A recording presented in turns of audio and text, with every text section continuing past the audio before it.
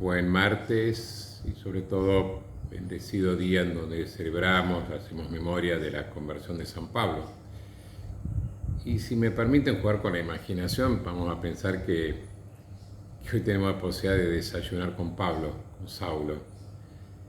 Y por ahí le podríamos preguntar qué nos podés aportar, qué nos querés decir, qué comentario querés hacer de este acontecimiento que ha marcado tu vida y que ha marcado la vida de la iglesia, ciertamente. No hay quizás suceso personal más importante acontecido en una persona como la de Pablo, que cambió la historia de la iglesia naciente. Y permítame tomar tres cosas. Una que la escuché esta mañana en Radio María de labios del padre Martín Regoyó Paz en la catequesis, se la recomiendo. Más que hablar de conversión, hay que hablar de encuentro. Pablo en sus cartas habla de elección, de vocación. Siempre en nuestra historia y también en la historia de Pablo, en el camino a Damasco hubo un encuentro con alguien que le cambió la vida. Por supuesto que vino después un cambio de conducta, pero Saulo era religioso, quizás fanáticamente religioso. Jesús le hizo entender cómo había que entender y vivir en la dimensión del encuentro con Dios. Segundo, Pablo entiende inmediatamente la identificación que hay entre Jesús y la iglesia. No le dice, Saulo, Saulo, ¿por qué los persigues? Sino, ¿por qué me persigues? Y por eso Pablo en la teología paulina va a hablar de cuerpo, de Cristo, hablando de Jesús, hablando de la iglesia, hablando de la Eucaristía.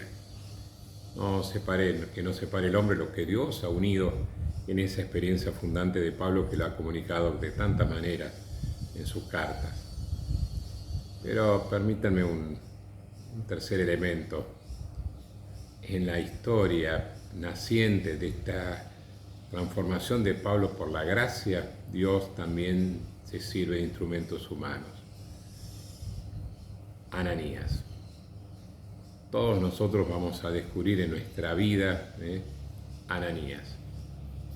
Y eso me parece que es una clave. Ojalá podamos siempre leer la historia de la iglesia y la historia personal descubriendo esa Ananías, esa presencia que cercana de otras personas que nos ayudan, llamadas a cumplir un segundo lugar, como a mí me gusta hablar de Bernabé.